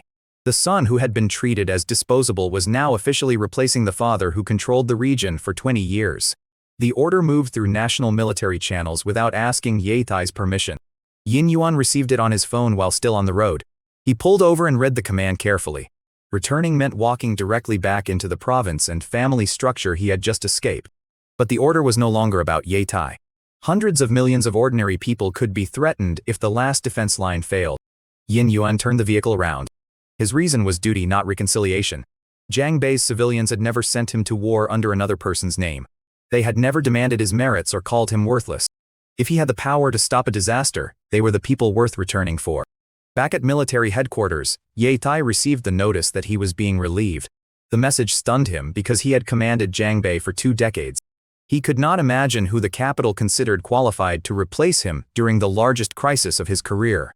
That question would soon become the most painful answer he had ever received. The replacement was already driving back toward Lingwu City with half-step true dragon strength, and no intention of serving as anyone's substitute again. Before Yin Yuan returned, Ye Tai focused on proving that the capital had removed him too quickly. His long experience as a battlefield commander still mattered. Nearby reinforcement units reached Jangbei and strengthened the final defense line with fresh master-level fighters. Ye Tai gathered the new officers and laid out an aggressive counterattack. Flanking teams would distract the monster waves while heavier squads reinforced the center. Rotating formations would prevent exhausted defenders from collapsing under continuous pressure. The plan was sharp and practical. Even officers unfamiliar with Ye Tai respected the tactical ability built through decades of command. The reinforced army pushed forward and began recapturing lost defensive positions. For the first time since the eruption, the battlefield screens showed meaningful improvement. Ye Tai took the success as proof that he did not need a replacement. His loyal subordinates agreed and promised that no outsider could understand Jangbei better than him. The capital's decision became, in their minds, a political formality rather than a real transfer of authority. Ye Tai intended to defeat the cavern threat before the new commander even arrived. Then another thought entered his mind. He asked whether Yin Yuan had appeared among the reinforcements. When officers said no, Ye Tai saw an opportunity rather than a concern. Yin Yuan's military record still remained connected to Yi's name. Any new war merits earned during the defense could therefore strengthen the identity Ye Tai wanted to give his favored son. He ordered people to contact Yin Yuan and demand that he report to the front. Ye Tai specifically wanted him placed with the vanguard, where the fighting would be heaviest. To the officers listening, the order sounded noble. A general was apparently sending his own son to the most dangerous position rather than protecting family through privilege. The reality was far uglier. Ye Tai intended to harvest Yin Yuan's battlefield value for Yi one more time. Yin Yuan, meanwhile, had already returned to the cavern region before visiting headquarters. He took Xiaolingguan with him and performed a fresh survey of the battlefield. The decision gave him current information instead of relying on old reports. He confirmed that the surface battle was only part of the problem. The active spatial crack below would continue producing enemies until someone dealt with the source. Only after checking the threat personally did Yin Yuan approach the main military base. A division commander blocked him at the entrance. The officer was related to Ye Tai and carried the same family confidence Yin Yuan knew too well. He accused Yin Yuan of arriving late while every loyal soldier in Jangbei was already fighting. He also tried to speak as both an elder and a superior officer. Yin Yuan glanced at the insignia on his shoulder and rejected the claim. A division commander did not hold enough rank to command him. The relative treated the answer as arrogance and began repeating the familiar language of ingratitude and disrespect. Xiaolingguan stepped forward and warned him to reconsider who he was addressing. Only then did the officer notice the brigadier general standing beside Yin Yuan. He assumed Xiaolingguan might be the replacement commander sent by the capital. That interpretation still allowed him to underestimate Yin Yuan. The division commander backed away reluctantly, but continued glaring as they entered. Then Ye Tai himself arrived with a group of officers. He immediately challenged Yin Yuan's attitude and ordered him to behave properly inside a military base. Yin Yuan asked whether Ye Tai was speaking as a father or as a commanding officer. The question exposed the contradiction Ye Tai had created. He had publicly declared that Yin Yuan was no longer his son. Now he still expected automatic obedience from the same relationship whenever it benefited him. Ye Tai shifted to military authority. He reminded everyone that he was Jangbei's one-star commanding general. Around them, officers and reinforcements watched the exchange without knowing the family's real history. Ye Tai's supporters quickly began defending him as a noble father under impossible pressure. Several older relatives approached Yin Yuan with carefully measured concern.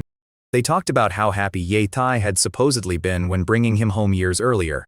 They accused Yin Yuan of becoming rebellious after spending time in the army. They framed the estrangement as a spoiled son's refusal to appreciate a suffering parent.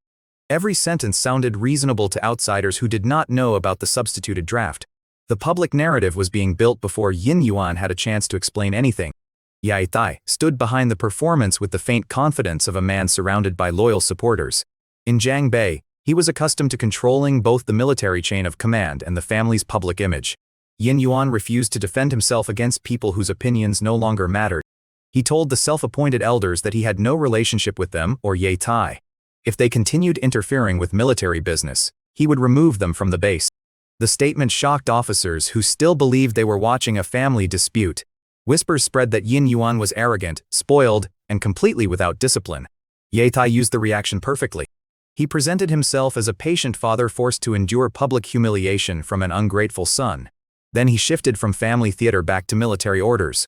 As Jiang Bei's commanding general, he ordered Yin Yuan to report immediately to the vanguard. The assignment placed him at the most dangerous point of the battle.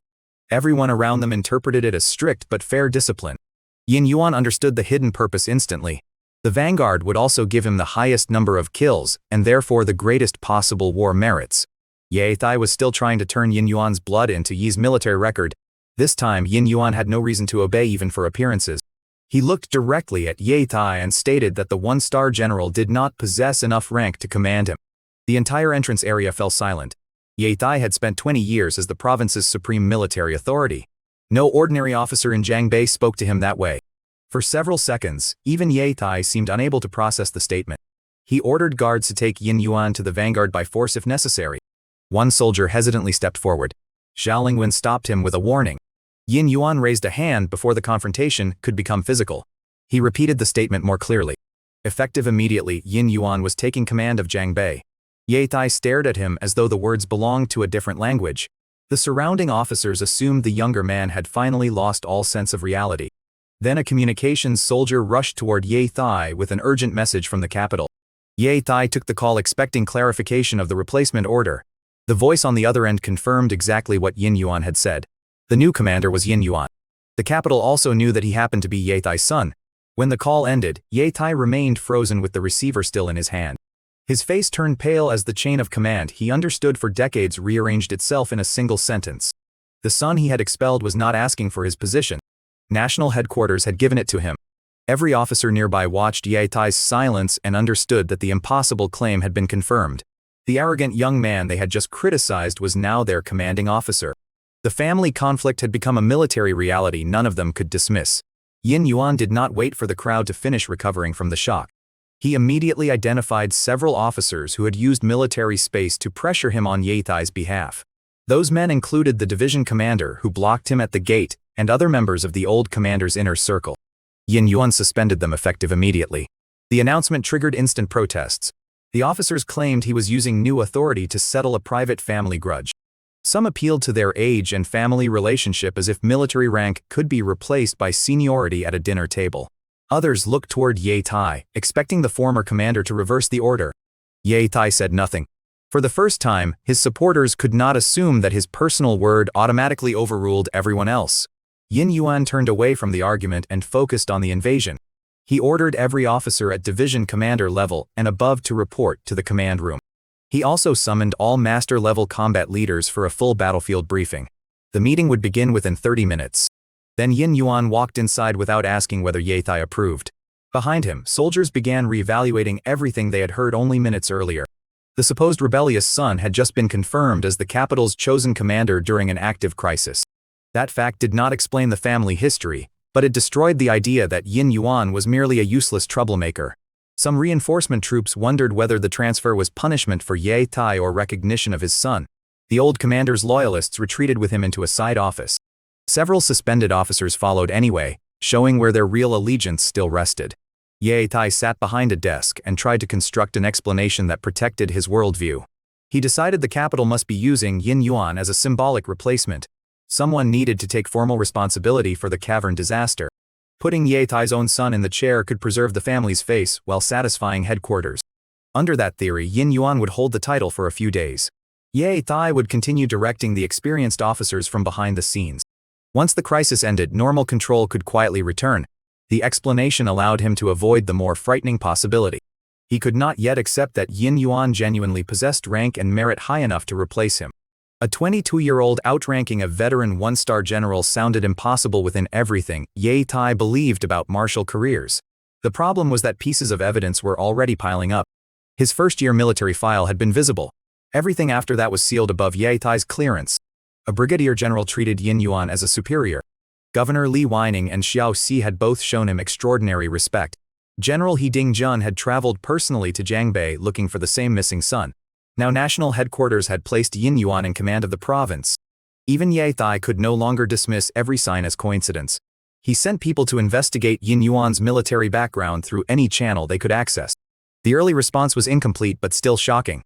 Investigators confirmed that Yin Yuan had become a division commander around the age of 21. His known merit total had already passed 500,000 even in records they could see. Those numbers alone placed him among the most extraordinary young officers in the military. Ye Thai stared at the report without speaking. A division commander at that age should have been a family legend. Instead, Ye Thai had not even known the promotion existed. He still assumed the visible information represented most of Yin Yuan's career. In reality, it was only a small piece beneath layers his clearance could not access. Ye Thai ordered the investigators to keep digging through capital contacts and Marshal Saint families. He wanted the complete answer before his understanding collapsed any further. While that search continued, Yin Yuan studied live battlefield feeds in the command room. The outer perimeter looked better than it had hours earlier. Ye Thai's tactical counterattack had genuinely pushed the monsters back from several defensive positions. Yin Yuan gave credit to the effective parts of the plan instead of rejecting everything associated with his father. The real danger remained underneath the surface. He had personally reached the bottom of the cavern and knew the spatial crack was still active. As long as that gateway remained open, killing monsters above ground solved only the symptoms. New enemies could continue crossing into human territory. A commander who focused only on surface victories would eventually be overwhelmed by endless reinforcements. Yin Yuan began organizing the information needed for a deeper solution. Before the briefing could fully develop, another interruption arrived. A group of young military clan heirs marched toward him with open anger. They were the sons of officers Yin Yuan had just suspended. Many had grown up around the Yi family and remembered him only as the quiet boy who rarely defended himself. Their leader was Yi Qinglin, the son of the relative who had blocked Yin Yuan at the gate. The young men believed the new command appointment was temporary political theater. They assumed Ye Thai still controlled Jiangbei in every way that mattered. That assumption made them dangerously careless. They demanded to know how Yin Yuan dared suspend their fathers. They accused him of abusing a few days of borrowed authority. One even threatened that Ye Thai would punish him once the temporary appointment ended. Another warned that his legs could be broken for humiliating the family's elders. The threats were delivered directly to the acting commanding officer during an active wartime emergency. Yin Yuan barely reacted. 3 years on the Eastern Front had taught him the difference between real danger and spoiled intimidation. He asked a nearby guard a simple question about military law. What was the punishment for insubordination against a commanding officer during wartime? The guard answered according to regulation. Serious insubordination could lead to years of imprisonment. Extreme cases carried even harsher penalties. The young heirs stopped shouting. For the first time, they realized the military base was not a family courtyard. Their fathers' names did not erase wartime law. Yin Yuan ordered the guards to process the group under the appropriate regulations. Fear replaced arrogance immediately. The young men began invoking family connections, childhood memories, and Ye Thai's authority. They insisted that everyone had once grown up together. Yin Yuan remembered the past very differently. He remembered being ignored, mocked, and treated as useful only when someone needed something. Even if the childhood claims had been true, they would not excuse threatening a commander during an invasion. The guards moved forward to detain them. At that exact moment, Ye Thai arrived with several loyal officers. The suspended division commander was among them. The detained youths saw their fathers and immediately began begging for intervention. Their story changed from open threats to harmless conversation within seconds. They claimed Yin Yuan was being cruel over a minor disagreement. The older officers looked ready to turn the incident into another family confrontation. Military law, however, did not care about the social relationships behind the offenders. The young men had threatened the person officially commanding Jiangbei while the province was under attack. That made the incident far more serious than a private argument. Uncle Yishan looked at his son and immediately understood how dangerous the situation had become. Unlike the younger heirs, he knew wartime regulations could not simply be laughed away. His son tried to defend himself by calling Yin Yuan an outsider who had come from the old city. That insult made the atmosphere even worse. Yin Yuan might have been rejected by the Ye household, but the capital had just placed him above Jiangbei's entire command structure. Reducing him to an unwanted family outsider in front of soldiers was no longer merely rude. It revealed how completely the old inner circle had failed to adjust to military reality. Uncle Yishan struck his own son across the face. The young man stared in shock because he had expected protection, not punishment. He tried to protest that Yin Yuan had suspended his father first. Uncle Yishan silenced him again and ordered him to stop speaking. The older officer understood that every additional insult could worsen the official charge. Then he turned toward Ye Thai instead of Yin Yuan. For decades, Ye Thai had been the person whose approval decided problems inside Jiangbei. Uncle Yishan instinctively asked the old commander to forgive the boy. The appeal itself exposed how deeply everyone still relied on the previous hierarchy. Ye Thai watched the scene with a cold expression. He was caught between family loyalty, military law, and the humiliating reality that he no longer held final command. The young heirs continued begging. Their confidence had vanished now that prison was a real possibility. They claimed they had only been talking. No one repeated the threats about broken legs or family retaliation. The guards waited because two competing sources of authority stood in front of them. Yin Yuan held the capital's active command appointment. Ye Tai held 20 years of local power, personal loyalty, and the habits of everyone on the base. That difference between legal authority and entrenched influence had become the real conflict. Yin Yuan did not need to shout to make his position clear. The orders he had already given were valid under wartime regulations. The detained heirs could be investigated through military procedure like any other soldiers. Ye Tai, however, was not ready to surrender practical control so easily. He told the guards to lock the youths up temporarily and deal with the matter later. The wording sounded close to Yin Yuan's order but quietly changed its meaning. Processing formal insubordination charges could carry severe consequences. Temporary detention left room for Ye Tai to protect the families afterward. The guard hesitated before acting. That hesitation showed everyone how divided the base still was. One commander had national authority. The other had decades of personal loyalty. Ye Tai noticed the pause and challenged the guard directly. He asked whether his word no longer carried enough weight in Jiangbei. The soldier immediately denied any disrespect. The answer was automatic, born from years of serving beneath Ye Tai. Yet the scene had already revealed something Ye Tai could not undo. For the first time in 20 years, a soldier had needed to think before following his command. That hesitation existed because another officer now stood above him. And that officer was Yin Yuan. The same son Ye Tai once considered useful only as a replacement for Yai had become the person capable of overruling him. Nothing about the transformation had happened overnight. The signs had been accumulating for 3 years. Yin Yuan survived frontline combat before he was properly qualified for it. He rose from an expendable recruit to squad leadership. He reached officer rank during the first year. Then his records disappeared behind security levels Ye Tai could not access. Eastern Command invested resources in him on a scale reserved for future national pillars. General He Dingjun personally treated his future as a strategic military asset. A Marshal Saint family sent Xiao Shi to find him. Governor Li Weining changed his behavior the moment he understood who Yin Yuan really was. A brigadier general like Xiaolingguan treated him as a superior. The National Marshal personally wanted him at the Rising Star tournament. None of those facts depended on the Ye family name. They existed because of what Yin Yuan had done after being sent away. Ye Tai had mistaken silence for insignificance. Classified records had hidden achievements, and parental neglect had hidden the person who earned them. That combination allowed him to keep believing the eldest son was merely a lieutenant, captain, or perhaps major. Even after his own clearance failed, Ye Tai searched for explanations that preserved the old hierarchy. He assumed Eastern Command was blocking him. He assumed the Jiang family had been manipulated. He assumed the governor's respect was part of a trick. He assumed the capital's replacement order was symbolic. Each assumption protected him from one conclusion. Yin Yuan had grown beyond the role created for him. The military no longer viewed him as Ye Thai's spare son. It viewed him as a commander in his own right. That distinction also changed the meaning of the stolen identity. Ye Thai believed a name on paper allowed the family to own everything earned beneath it. Military reality was more complicated. Ranks were connected to actual command experience. Reputation belonged to the fighter soldiers had followed. Relationships belonged to the officer who survived battles beside other units. Merit records could list a name, but they could not make Yi possess Yin Yuan's memories, strength, or authority. The celebration banquet had already proved that weakness in the scheme. Xiao Shi noticed the wrong man almost immediately. General He Dingjun recognized the deception at a glance. The academy recruiters later saw the same contradiction in written form. One Yi was a decorated young general. The other Yi was a student taking a provincial exam. No paperwork could permanently erase the gap between those two lives. Now the command crisis made that gap impossible to hide inside Jiangbei's own military base. Ye Thai could still influence loyal officers. He could still frighten subordinates who had served him for decades.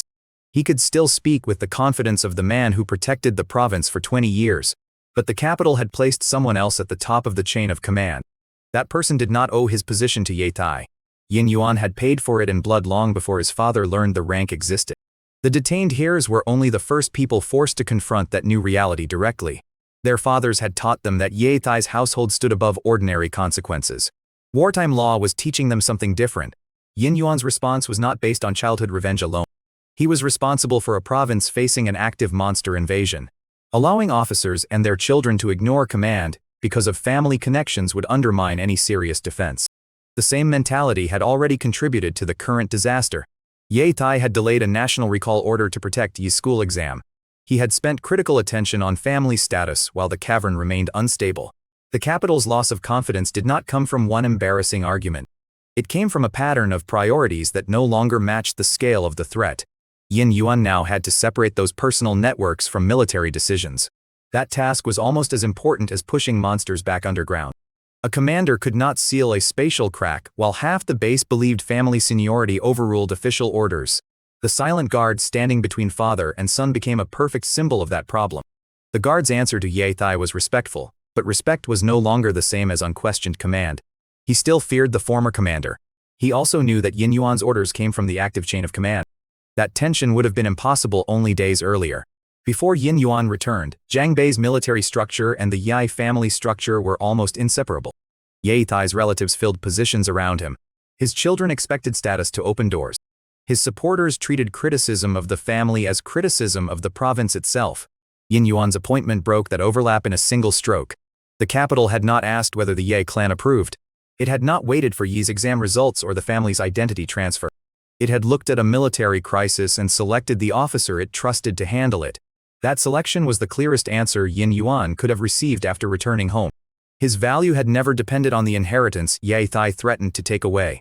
The Ye mansion offered him a place at the table only when he surrendered what he earned. Eastern Command had given him authority because he proved himself under fire. Old man Zhang treated him because of the warrior he had become. Xiao Xi searched for him because martial saint families recognized his future potential.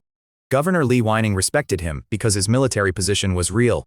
Zhao Lingguan trusted him enough to enter a death cavern at his side. Zhang Dai accepted him without asking what he could inherit from the Ye family. Every relationship outside the mansion exposed how narrow the family's judgment had been. Ye Tai had focused on Yi's talent so completely that he stopped seeing the son actually changing history on the front. Yu Ling had called Yin Yuan useless because she knew nothing about the battles behind his silence. Yi had accepted borrowed merits because he never imagined their real owner could stand above him. Their mother had understood the cost only after walking through Yin Yuan's memories herself. By then, the emotional relationship was already broken. Yin Yuan did not return to Zhang Bei command because he wanted the family to regret anything. He returned because civilians were being evacuated from their homes. The monster eruption had turned private resentment into a test of military duty. That distinction mattered to him. He could reject Ye Tai without abandoning the people Ye Tai was supposed to protect. He could refuse to be Yi's substitute while still fulfilling his responsibility as an officer. He could take command without asking the Yi family to call him their son again. For Yin Yuan, those choices were part of the same transformation. The teenager who went to war wanted recognition from home. The general who returned no longer needed it. His confidence came from surviving the battlefield, not from winning an argument at dinner. His authority came from military service, not from family seniority. His future no longer depended on whether Ye Tai transferred an inheritance. Even the stolen name could not fully contain what he had become. The system might still display records connected to Yi. The people who fought beside Yin Yuan knew the real man behind those records. The commanders who trained him knew. The national marshal knew. And now Zhang Bei's military base had been forced to acknowledge it as well. That did not erase the damage created by the identity substitution. Academy recruiters were still questioning Yi's merit bonus. The military record still contained contradictions. The family had not apologized. Yu Ling still struggled with the truth shown through her heart demon. Su Yuhan could not undo the engagement she abandoned. Yin Yuan's mother could not unsee the memories of the son she failed to protect. None of those wounds vanished because a command order arrived. But one central illusion had collapsed completely. Ye Tai could no longer assume that Yin Yuan existed beneath him. The father once believed he could send the boy to war, reclaim the rewards, and decide when the substitute was useful. Now the same boy stood inside Ye Tai's own headquarters with authority granted from above. The reversal was not created by revenge. It was created by 3 years of achievements Ye Tai never bothered to learn about. That made the humiliation sharper than any deliberate scheme could have been. Yin Yuan had not secretly plotted to steal his father's position. He had been preparing for the Rising Star tournament when the capital called him back. The cavern crisis forced headquarters to choose competence over family reputation. Ye Tai's own decisions helped create the conditions for that choice. He delayed reporting the threat. He delayed the marshal's recall order. He prioritized Yi's exam while military danger grew. He surrounded himself with supporters who confused loyalty to him with loyalty to command. The result was a base where even a simple arrest order became a test of personal allegiance. Yin Yuan now stood at the center of that contradiction. The monsters outside still mattered more than every family grievance inside. The spatial crack remained the true strategic problem. The defense lines still depended on disciplined soldiers following one clear chain of command. Whatever happened next would require the base to decide whether it served a family or the military. The capital had already made its decision. It had placed Yin Yuan in charge. Yin Yuan still carried the scars of everything the family had done, but he no longer carried their definition of his worth. He had returned to Jiangbei as a son they believed they could control. He now stood there as a commander they were required to recognize. The story had moved from a stolen identity to an authority that could no longer be stolen so easily. Ye Tai's greatest mistake was never sending Yin Yuan away. It was believing the boy would return unchanged and still desperate for permission to belong. 3 years of war destroyed that version of him. What came home had already built a life, rank, strength, and future outside the Ye family. The command order only made that truth visible to everyone else. The son who was sent to war as a substitute now held authority in his own right, with no need to surrender his future to Ye again. For the first time, Ye Tai could no longer decide what Yin Yuan's life merits or rank were worth.